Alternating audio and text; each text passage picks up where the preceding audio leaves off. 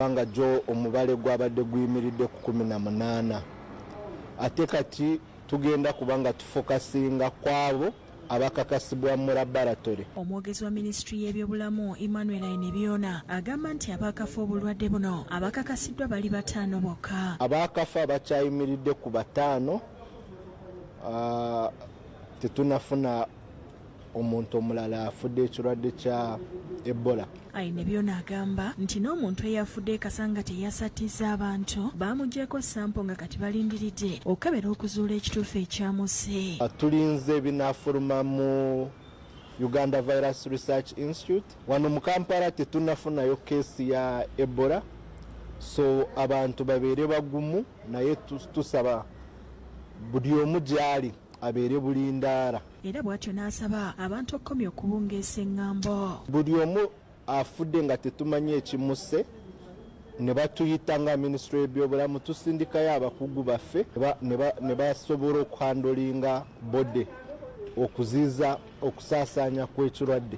Tekikakasa ng'omuntu afudde obulwadde bwa Ebola nga ebyokwekebejja sampo b'okukebera tebinafuluma kuva mu laboratory. Agamba nti mu kiseera kino Ministry y'ebyobulamu ekungaanyiza abasawo bonna abali mu kubangulwa okujjanjaba endwadde ezigwawo era nga batwaliddwa mu disitulikiti ezalumbibwa Ebola okulaba nga tasaasaana. Bamu baatuuse ku ground naye tuli mu kumobilizinga n'abalala okulaba nti abantu baffe tutaasa obulamu bwabwe nga tukozeesa obukugu bwa waggulu. Bino bibeereddewo nga basawo mu ddwaliro ekkulu e Masaka bakakasizza ng'omu ku balwadde abaatoloka mu woodi y'Ebola e Mubende bwe bamulina mu kiseera kino mu ddwaliro eryo. Ono nga musajja atimira mu gy'obukulu 28 kitegeerekese nti yakozesa ekkubo lya Mubende Sembabule Masaka era nti yatoloka ne banne 3 akumibwa mu woodi y'endwadde ezibalukawo ku ddwaliro ekkulu e Masaka nga Dr. Edwin Okera ategeezezza nti omulwadde ono ye yeereese era embeera ye n'etabuka nga takyasobola nakwogera. This patient he came in and collapsed at emergency. Then he was resuscitated and he woke up. Right now he's talking, but the bleeding has stopped. And then he's undergoing treatment. Bwazengulu abategeezeza nga bwe yadduka mu ddwaliro ly'e Mubende. So they report that one person has crossed to Tanzania, one of the friends has crossed to Tanzania, the person they escaped with. Then one stopped at Bunga. Agamba nti omulwadde ono alina obubonero bwonna obw'Ebola era n'akubiriza abantu okubeera obulindaala. My humble appeal is you need to wash your hands whenever you're touching people. If you're handling anything, breathing of people also should a little bit stop. Mu ddwaliro lino embeera ebadde ya bwerende nga n'ekisenga watuukirwa abayi kibadde kiri mu kulongoosebwa. Shamshad Nalucha ne Jacinta Bwanika bakusakidde eggulire lino. Ye Minisita ow'obwegassi Hajaruna Kyeyune Kasola atongoza amateeka agalambika ebibiina by'obwegassi ebitonotono ge bayise Self-Help Groups Operation Guidelines. Asinzidde ku Media Center mu Kampala ng'ali n'aba Uganda Microfinance Regulatory Authority.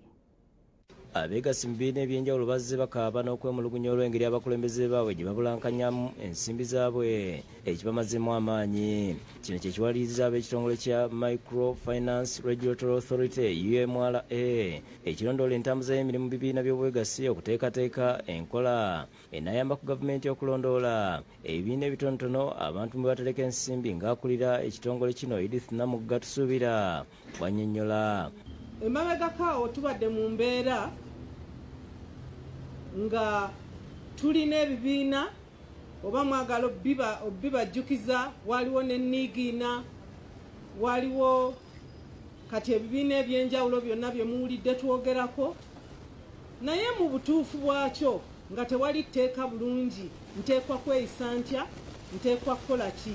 Asinziira mu lukuŋŋaana lw'abannamawulire ku Media Center mu Kampala, Namugga ayogedde ku ngeri amateeka gano gye gagenda okwongera okutumbula ebibiina by'obwegassi n'okuvunaana abawuutanya ssente z'abamemba. Embeera eyo ey'abantu okujjanga ne bakuŋŋaanya ssente z'abalala ate ne babulawo tubadde tugamba nti tukaatiriza nti tugenda kugoberera etteeka eryo okulaba nga buli omu ateeka ssente wazitadde zisigala ziri safe. Bw'abadde atongoza amateeka gano minisita w'ebibiina by'obwegassi Hajaruna Kyeyune Kasolo alaze obwetaavu obubaddewo. I want to congratulate women. They are very honest. Mukimanyi bulungi nti bannayuganda abasinga obungi tebalina akawunti mu banks zaffe zino nnungi kuba zikuuma ssente zaffe naye abannayuganda abatalina akawunti mu banks ezo abamu balina ensonga zaabwe abamu batyayo abalala mu bitundu gye bali teziriyo banks n'ebirala mu mbeera eno tukunga abantu beekolemu omulimo era nga guidelines zino bwe zigenda okubalaga n'omuwendo gw'ekibiina tegulina kusukka bammemba bwe bati mwekolemu omulimo mwerondemu obukulembeze ekibiina kibe registered ewa community development officer. Agambye nti gavumenti egenda kwongera okuwagira UMRA okulaba ng'eyongera okulondola ebibiina by'obwegassi kubanga kati amaanyi gavumenti egatadde mu kulwanyisa obwavu mu bantu ba wansi era abasinga okwettanira ebibiina by'obwegassi. Ssente zino bw'ozitereka naye nga oziterese ne banno ng'ate ozitereka consistently zibayamba okumubilizinga resources wamu ne musobola okuziwaako bammemba abeetegese ne bafuna capital ne bakola business ku magoba amatono kubanga ssente ziba zammwe. Ismail Nsubuga yakusakidde eggulu lino.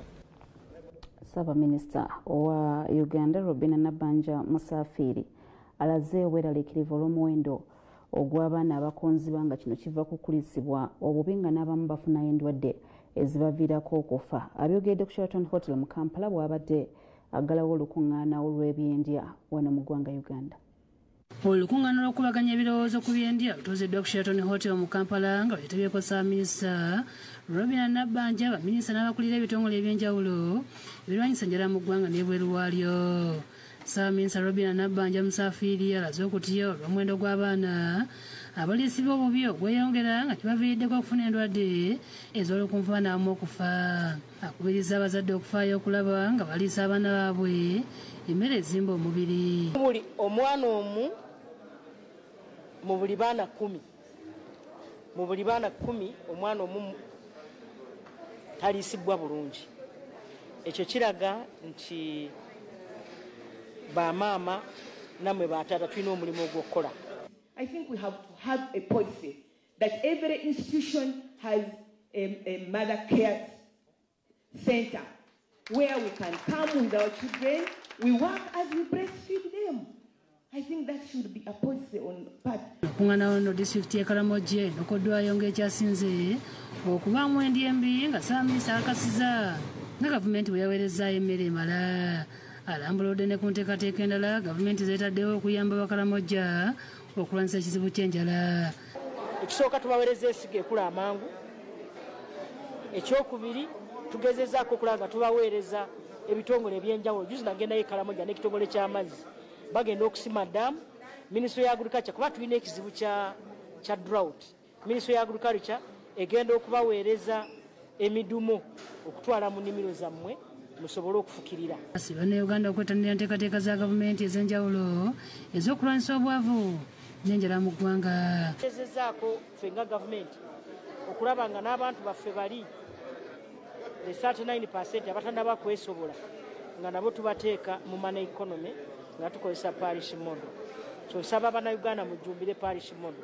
Esente zitatuse okugenda kumiruka saawa zino wenjoka. Minisita y'ebyobulimi n'obulunzi Frank Mwebaze Kajiji alaze obwetaavu bwa gavumenti okwongera ensimbi mu nteekateeka nga zino okuyamba Bannayuganda okubeera abalamu.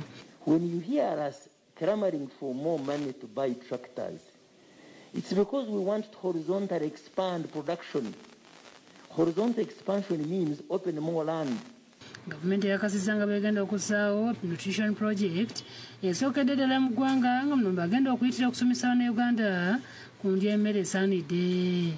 N'abantu obutalya mmere nnyingi nnyo abalina emmere bagirya n'esukka ne balwala n'okulwala ne balwala sukaali ne balwala obulwadde bwe mumanyi obwa pressure ne balwala obulwadde bwa kookolo. Kati tusaba abantu bamanye n'ebipimo eby'emmere by'osaanidde okulya. Shamshad Nalujja yakusakidde eggulu lino. Wabale nnyo Shamshad Nalujja. Bannayuganda basabiddwa okukomya okwongera eby'ensimattu ku nsi yaabwe kisobozesa abalambuzi okujja okulaba ebirungi Katonda bye yatugemulira. Bino babyogedde ku Sheraton Hotel mu Kampala mu kuza olunaku olw'ebyobulambuzi. Uganda yegasse konsiyo ennaku zonna ku lw'ebyobulambuzi olutambulidde ku mulamwa ogw'okuddamu okulowoleza ebyobulambuzi. Emikolo gyetabyeko abakungu ab'enjawulo ku Sheraton Hotel mu Kampala nga minisita w'ebyobulimi n'obulunzi Frank Tumwebaze yabadde omugenyi omukulu. N'asabye abantu okumanya nti ebyobulambuzi si byaba balina hotero bokka wabula biyamba buli munnayuganda. Lodge owners bokka, si abavuga takisi bokka. Enamba y'abalambuzi bwe yeyongera, nze minisita wa agriculture nfunamu kinene. Akuutidde bannayuganda okukomya okwogera ebyanjanja n'okussa ebyobufuzi ebbali mu nkulaakulana y'eggwanga. Singa lodge zaffe za Uganda zonna zifuna abagenyi kutuuka ku pasenti 60 ku 100 average mu mwaka gwonna, amagi gaffe, enkoko zaffe, vegetable waffe, obumondi bwaffe, buli kimu kyonna, amata gaffe tetugenda kukaa.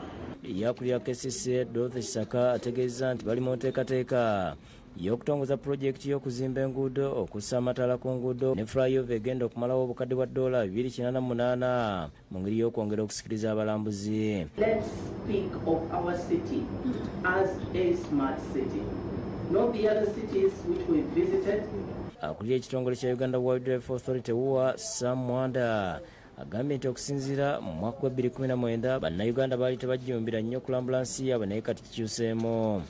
Tulaba abantu bangi bagenda mu national parks yuzi wano twali twerinnyalinyako nga tugenda mu Nyinyinnege n'ebifo ebirala. Ye minisita w'ebyobulambuzi Tom Butime awabudde bannayuganda okwongera ku mutindo gw'obuyonjo. I want to assure the people of this country Ebola will be contained by our professionals.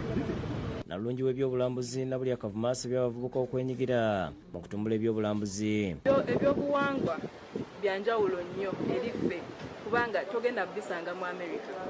Abamerika abazungu tebalina byabuwangwa na nnono. Oluvannyuma minisita akwasiza ekitongole kya Uganda Tourism Board emmotoka 2 n'endala 4 eri ebitongole by'obulambuzi okwongera okutambuza emirimu. N'eddwaliro lya St. Francis Naggalama likwasiza ekitongole ekivunaanyizibwa kutereka n'okubunyisa eddagala ekya Joint Medical Stores ekizimbe awagenda okuzimbibwa ekyuma ekikuba ebifaananyi mu mubiri gw'omuntu ekimanyiddwa nga CT scan. Okusinziira ku Sister Jane Francis Nakafeera akulira eddwaliro lino omwaka oguwedde baafuna abalwadde 53,233 nga ku bano abalwadde 354 baali beetaaga okujjanjabibwa nga bakozesa ekyuma ekyo naye nga tebakiina. Time we have head injury, we need to take them through the CT scan, and what we do is to put them in the ambulance, and somebody is already in pain, and then we put them in the ambulance, and our road. You have seen the road. Ekizimbe kino tekiringa bw'onaazimba ennyumba yo gy'obeeramu, kirina obukugu kye bwetaaga bungi nnyo. Dr. Kenneth Rubango ku lwa GMS agambye nti ekyuma kino kigenda kumalawo obuwumbi 2 mu obukadde 7.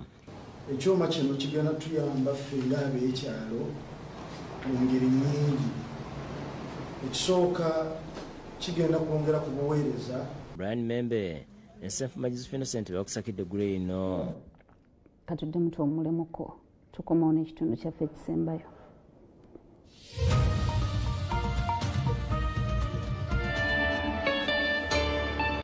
Abakulembeze babaliko obulemu bagenda mu maaso n'okubangulwa ku nsonga ez'enjawulo ku ttendekero erya National Leadership Institute ekyankwanzi. Omusomo guno guteekeddwa gavumenti eya Uganda nga gugendeddwamu okulaba nga abantu bano tebalekebwa mabega mu nteekateeka eza gavumenti. Ndeza Alex omubaka w'abaliko obulemu mu palamenti asiimye gavumenti olw'okuterawo abantu abaliko obulemu omusomo kubanga bangi badde balekeddwe mabega naddala ku nkulaakulana za gavumenti omuli ne ssente ez'emyoga. We want Ministry of Agriculture programs to take into account individual possibilities. We want Ministry of Education to take into account individual possibilities. Omusomo guno guteekeddwa ku ttendekero lya National Leadership Institute ekyankwanzi nga baliko obulemu bagenda kusomesebwa ku nteekateeka ez'enjawulo olwadde bakubize bannaabwe okuzeenyigiramu. Brigadier General Charles Kisembo nga yakulira ettendekero ly'ekyankwanzi agamba nti omusomo guno gwe gusookedde ddala nga gweteeka abakulembeze aba baliko obulemu abasoma 200. Bano abantu babaleesa omulundi ogusoose twetetula as an institution twali tetufunangako omukisa gw'okusomesa abantu nga bano. Joel Musana omukulembeze wa Little Persons agamba nti omusomo guno gwa kubayamba okubeera n'eddoboozi eryawamu era ng'ebanaavire bajja kwayiza obukodyo obw'enjawulo kulemberamu bannaabwe. Kyensuubiramu nti lugenda kutuyigiriza ngeri ki omuntu yakulemberamu ebibinja mu community kubeera nti tukwatagana twogera wamu tutambule mugendo. Oluvannyuma Brigadier General Kisembwa tulambuziza omulimu gw'okuddaabiriza ebisulo by'abaminisita wamu n'eddwaliro eriri mu kuteekebwa nga lino lyakuyambako okujjanjaba abalwadde. We want to transform that one to make it a word for children. N'ekitongole ekivunaanyizibwa ku nsonga z'abaana ki National Children Authority kirabudde amasomero ku bulwadde obw'Ebola. Okulabula kuno kukoleddwa kuli ekitongole kino Martin Kiza n'okuŋŋaanira bannamawulire olutuuziddwa ku kitebe ky'ekitongole kino entinda okutangaza ku lunaku lw'omwana ow'obuwala olunakuzibwa omwezi ogujja. Omulamwa ogw'omwaka guno guli nti our time is now, our rights, our responsibilities, our future. Alabudde abaddukanya amasomero abatwala abaana okulambula mu kiseera kino okuteekawo enkola etangira abaana okukwatibwa Ebola. Eno hygiene rapid obulwadde obwo obubaka and it's dangerous. N'olwekyo ab'amasomero tubasaba muteekeko embeera enaatusobozesa kulaba nti abaana bakuumibwa obulungi, abazadde awaka tubeere bayonjo. Aba-NCA beegatiddwako ebitongole ebyenjawulo okuli ekya Child Africa International n'ekya Hand to Hand nga kino kirabirira abawala abazaala ne banneetuuka bennyamidde olw'engeri eddembe ly'abaana gye lityoboolwamu. Dowry is something that is pushing parents to push the girls into early marriages. Discipline is key in each and every event. You a girl child who is outside.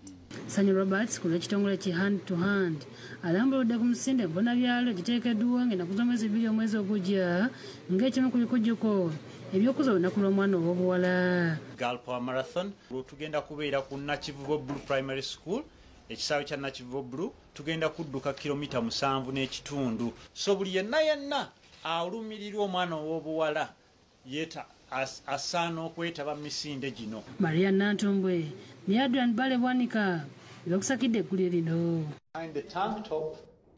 Ministry ey'ebyamasannyalaze ngeri wamu ne poliisi bakoze ekikwekweto ku babbi ba waya n'emmita ez'amasannyalaze mu bitundu eby'Ennankulabi ne Kasubi. Abakozi ba umeme 6 be bakwatiddwa ku byekuusa ku bubbi bwa mmita nga mu kiseera kino bakumibwa ku poliisi eya Kampala Mukadde. Abakungu okuva Ministry y'ebyamasannyalaze nga bakulembeddwa AIGP John Nuwagaba nga bayambibwako poliisi bakoze ekikwekweto ku babba waya n'emmita z'amasannyalaze mu bitundu by'e Kasubi, Nnakulabye ne Kawaala. Tusobodde okukwata basuspekiti 2 Ssentongo Kawulukusi ng'agamba akolera Ntebe ku umeme office. Then tusobodde okukwata omulala nga bamuyita Kyaterekera Weriba nga naye agamba mukozi wa umeme okuva ku office y'Entebe.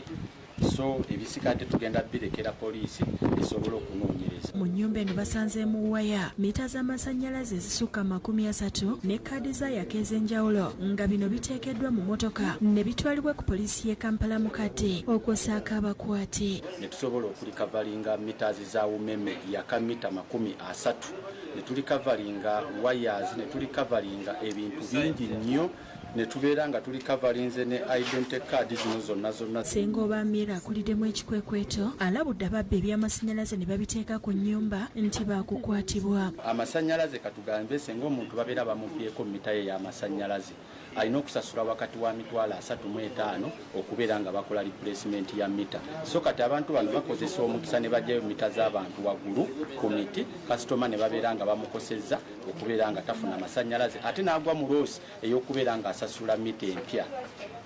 So kati kyekyo lwaki tuvuddeyo n'amaanyi okubeera nga tulwanisa ebintu bino. Etteeka lyafuluma bakusiba emyaka 15 oba osasule akawumbi ka ssente. So mu kyonna mwewala ebintu by'amasannyalaze. Asabye ababbibwako mita zaabwe okugenda ku Old Kampala okuzikeberayo. Abantu bonna abamanyi nti babbibwako mita zaabwe ku miti tubadde tusaba abantu bajje ku poliisi ya Old Kampala kubanga zino zonna kaadi ziraga za umeme n'emmita zonna zetulina zonna za umeme. Lugendo Chris Paul yakusakidde eggulire lino.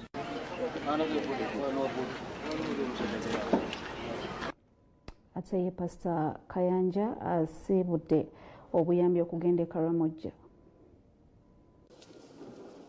Mukaweefube okulaba ng'abantu e Karamojja bafuna ekyokulya okusobola okutaasibwa okufa enjala eri mu kitundu kino, omusumba wa Miracle Center Cathedral Lubaga Robert Kayanja yatandika okukungaanya obuyambi okuva mu bantu ab'enjawulo mu kye yatuuma Bucket Project. Mu bintu ebyakungaanyiziddwa mulimu emmere, emifaaliso, engoye, ensigo z'ebimera wamu ne tractor 3 ezigenda okukozesebwa okusimba emmere mu kitundu kino.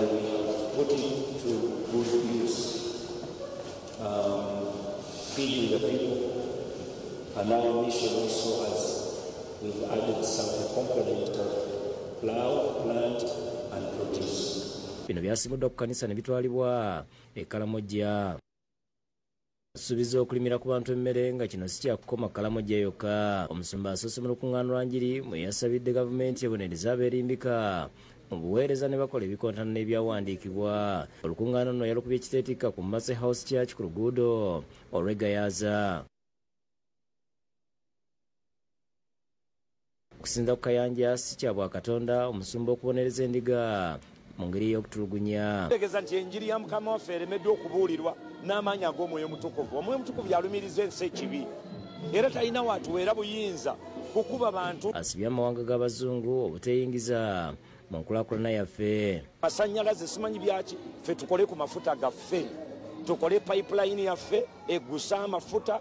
Kino kintu kyaffe nabo balina pipeline. Mu ngeri y'emu gavumenti esaba bannaddiini okukozesa amasinzo gaabwe okujja abagoberezi mu bwavu.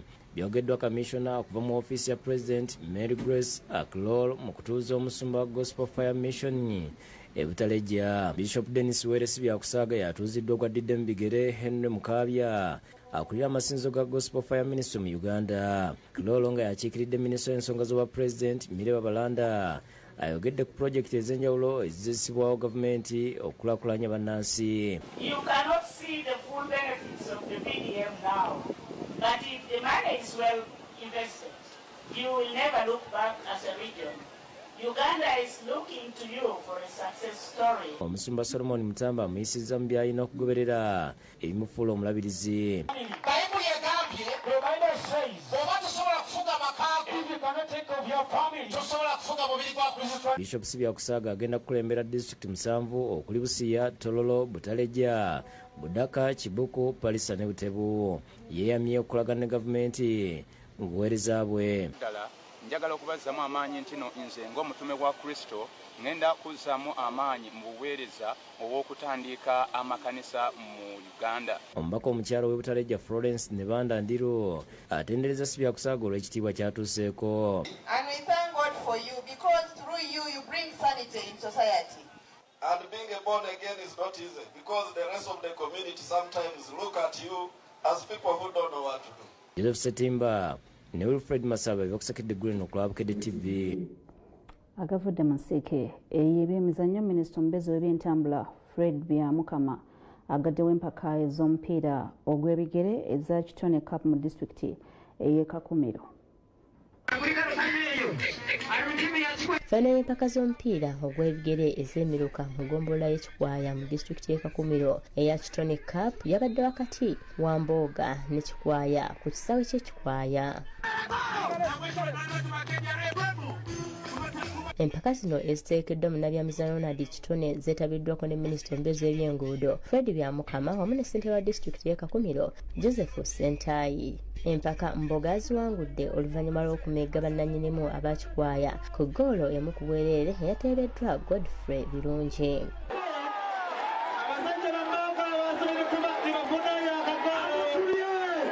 Nyumirwa omupiira kandi abanyumirwa omupiira so gonza ntagweteberemu mu kusamba nkagonza babeho n'okunyumirwa lwekwehara ebikorobero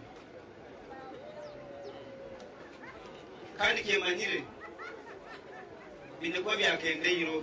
Ye Minisita Fred Byamukama yakubiriza abavubuka okwettanira ennyo ebintu ebibazimba olwo kibayambe okwewala emize emibi. Abasigazi tukwena mwetera mu kifuba abokoliye bukyasingireyo kukola ebintu ebitasemereire mu bantu katukwenda ebyabwangu kandi oyemerwe ali obwire oba notegeka nikwo okungule ati saa zino abantu bakulima abandi bakubyala abandi bakujuba.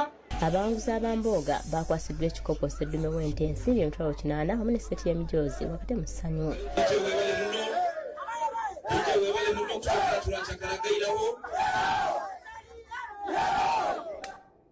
Bwetyo tambudde obadde mulabe mulungi okuva gye natandikidde sigenda kusobola kusukka wano ku Urban TV ku ssaawa 3 tosobwa gamanyiddwa nga The News ate ku Bukedde TV 1 tosobwa gatali ku nfuufu. Ze Aida Nakazibuule Mukama Kuume.